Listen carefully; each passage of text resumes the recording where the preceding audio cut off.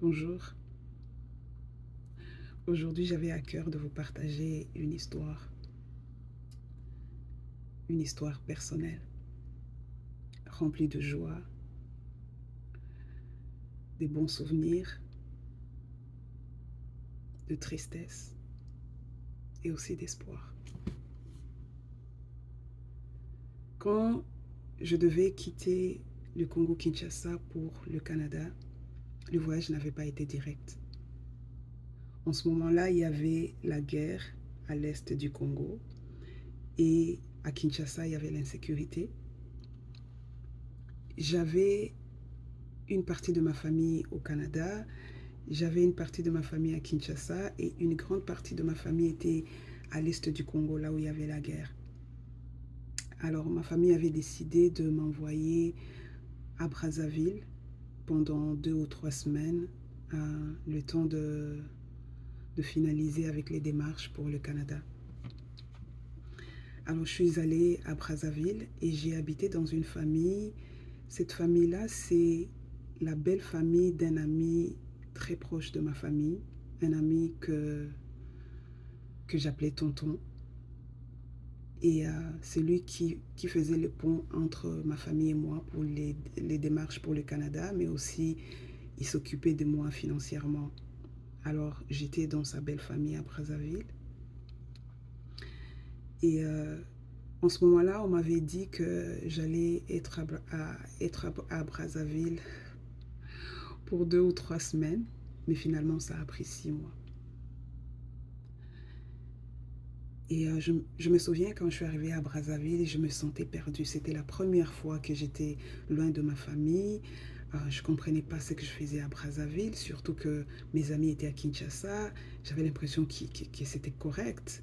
Et ils allaient à l'école. Puis je me souviens à un moment donné, j'ai demandé à ma famille est-ce que je peux rentrer au Congo-Kinshasa, surtout qu'après 2 semaines, j'étais toujours là. Après 3 semaines, j'étais toujours à Brazzaville. Mais dans cette famille-là, dans cette maison-là, il y avait un monsieur qu'on appelait Muyomba. Muyomba, c'est en swahili, ça veut dire oncle, oncle maternel. Et très rapidement, on est devenus très proches. Muyomba venait aussi de Kinshasa. Il attendait son voyage pour l'Europe. Muyomba, Muyomba c'était l'oncle de ces tontons-là. Ils avaient presque le même âge. Je crois qu'ils étaient dans la trentaine en ce moment-là. Il était l'oncle, mais il était quand même assez jeune. Et on est devenus très proches. Parce que quand j'arrive à Brazzaville, je connais presque personne. Et je rencontre Muyomba qui non seulement vient de Congo-Kinshasa, mais aussi il est originaire de l'Est du Congo, donc il parle swahili. J'avais pas les nouvelles de mes propres oncles depuis longtemps à cause de la guerre. Et là, j'avais un autre oncle que je rencontre à Brazzaville qui parle swahili. Et le swahili, c'est la première langue que j'ai parlée. Alors on est devenus rapidement proches. Euh, il était chrétien, alors on priait ensemble, on riait ensemble, on pleurait. Non, on ne pleurait pas ensemble, mais je pleurais. Et il avait toujours des mots pour m'encourager. Et presque tous les matins, il préparait le gari, que je ne connaissais pas jusque-là. Le gari, c'est un genre de bouillie fait de farine de maïs qu'il préparait. Il achetait le pain et puis il frappait à ma fenêtre le matin. C'est Sarah, Sarah, gari, il a encore coulé. Sarah, réveille-toi, viens manger, le gari est prêt.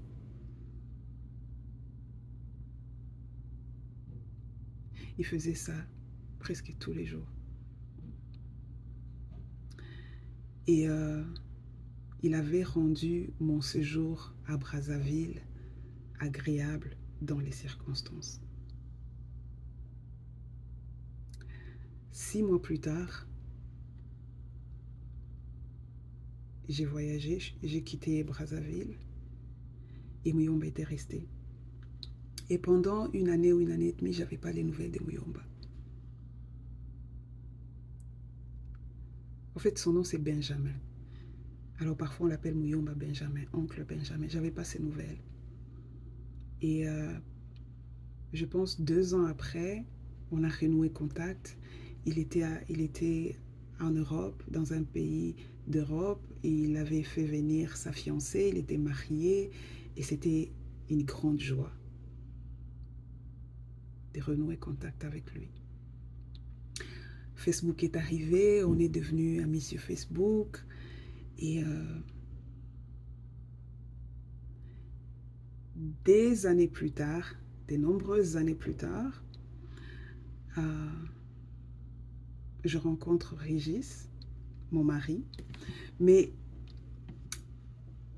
je pense que Régis m'avait vu chanter à Montréal une fois et il m'avait envoyé une demande d'amis sur Facebook.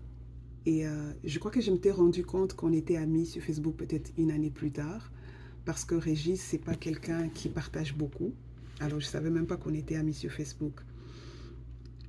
Et après, un jour, oncle Benjamin, il partage quelque chose sur Facebook et je vois Régis qui met un commentaire. Et là, je suis très curieuse de savoir comment Régis le connaît. Et je contacte Régis et je lui demande, j'ai vu que tu as commenté quelque chose de Benjamin, comment est-ce que tu le connais? Et Régis me dit, mais c'est mon oncle, le petit frère de ma mère. J'ai dit, quoi? Mais c'est mon oncle aussi. Et là, je demande à Régis, alors tu es le petit frère des tontons? Son frère il s'appelle Christian. J'ai dit, donc tu es le petit frère de tonton Christian, celui qui était en charge de moi, qui s'occupait de moi quand j'étais à Brazzaville. Donc tu es son frère? Il me dit, oui, c'est mon frère aîné. J'ai dit, non. En ce moment-là, tonton Christian habitait à Toronto et j'étais déjà allée chez lui, passer un week-end chez lui à Toronto. Régis vivait à Montréal, je ne connaissais pas Régis. Je ne sais pas si j'avais déjà entendu parler de Régis, mais comme je ne le connaissais pas, ça ne me disait rien. Et là, c'était une grande surprise. J'étais contente de rencontrer Régis parce que c'était comme un autre membre de ma famille. C'était le grand frère que j'avais besoin à Montréal.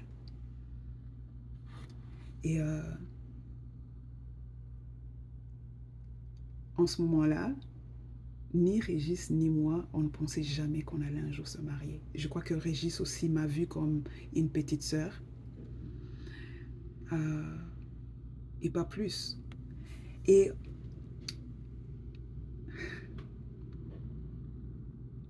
Régis et moi, on pense qu'un jour, on va raconter notre histoire, comment on s'est rencontrés, comment finalement on s'est mariés jusqu'à aujourd'hui. Mais la raison pour laquelle je partage cette partie de cette histoire-là, c'est que euh, hier dimanche, Régis me dit, Sarah, j'ai une mauvaise nouvelle. Et je lui dis, quoi, c'est par rapport à ton travail? Il dit non. Il dit, c'est l'oncle. Et j'ai dit l'oncle. Régis a un oncle qui est malade depuis un certain moment. Alors j'ai pensé peut-être que c'est lui, il est mort ou quelque chose. Et Régis me dit, il me regarde et me dit, Benjamin. Et j'ai eu l'impression comme si mon cœur avait explosé en ce moment-là. Parce que je ne savais même pas que Muyomba Benjamin était malade. Je ne savais pas quoi penser. Jusque-là, je ne sais même pas quoi penser parce que je ne réalise pas encore. Et on a appris qu'il n'a pas été malade longtemps. C'était très rapide.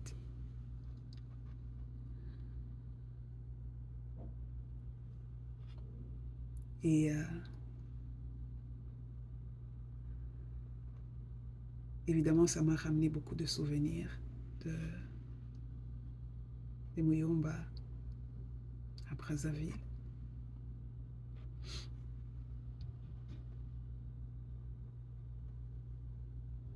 Je me souviens quand Régis et moi, on savait qu'on allait se marier, on a décidé de l'appeler. Régis l'avait appelé, il a mis le haut-parleur. Et puis il a dit, Muyomba, je vais me marier. Et puis il était content, il a dit, tu vas te marier avec qui? Et Régis a dit, Sarah. Mais Muyomba ne pouvait jamais imaginer que c'est moi. Et là, j'ai dit, Muyomba, Nimi, c'est moi. Et Muyomba était, quoi? C'était comme si son neveu et sa nièce vont se marier. Et c'était une grande joie.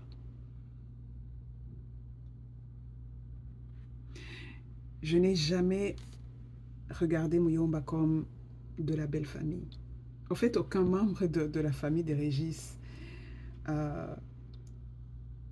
est pour moi comme belle famille, belle sœur, beau-frère. C'est la famille.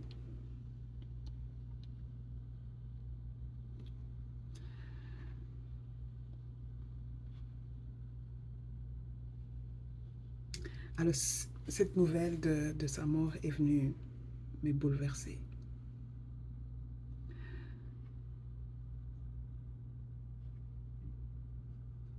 Mais la joie, c'est de savoir qu'il est avec Dieu. Il est à la bonne place. Je pensais à lui et c'est comme si j'entendais sa voix dans ma tête. Je demandais à Muyomba, comment est le ciel? Et j'entends Muyomba me dire, Sarah, ni quoi bien dit, kuko matala kuna angara, Sarah. Il me dit comment le ciel est beau, éclairé.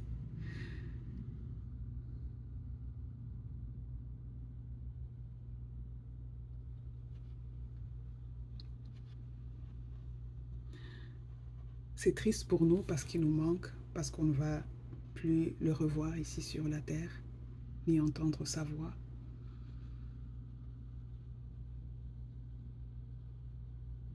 Mais lui, il ne souffre plus, il est avec Dieu dans la joie éternelle.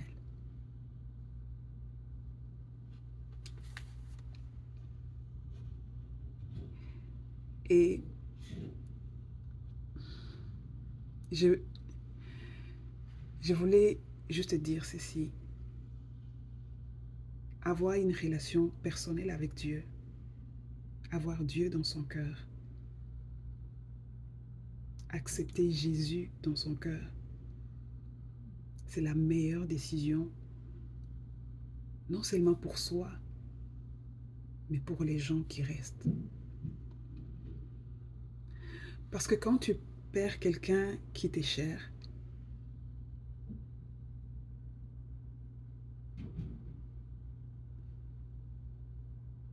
aussi douloureux que cela soit, mais savoir que la personne est avec Dieu et au ciel,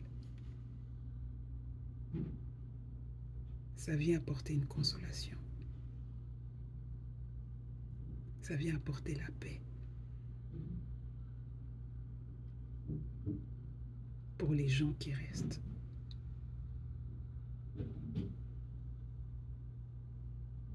Alors si vous ne connaissez pas le Seigneur, si vous n'avez pas une relation avec le Seigneur,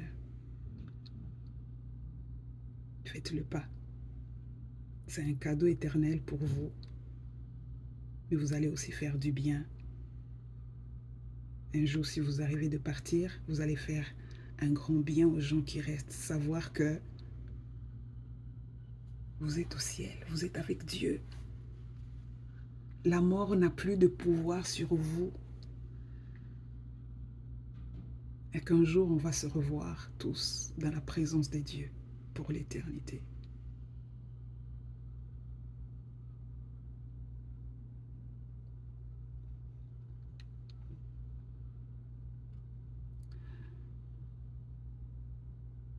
Je suis prise dans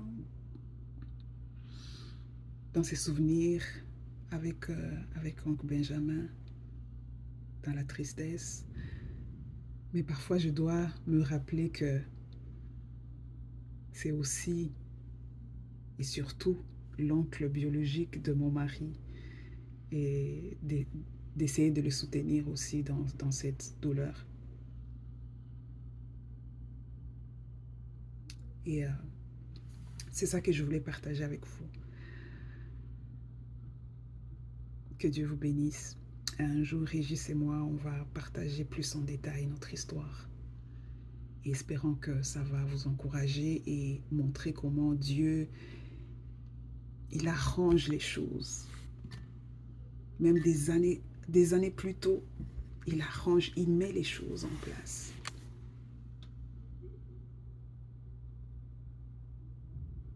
Et il fait toutes choses bonnes en son temps. Que Dieu vous bénisse.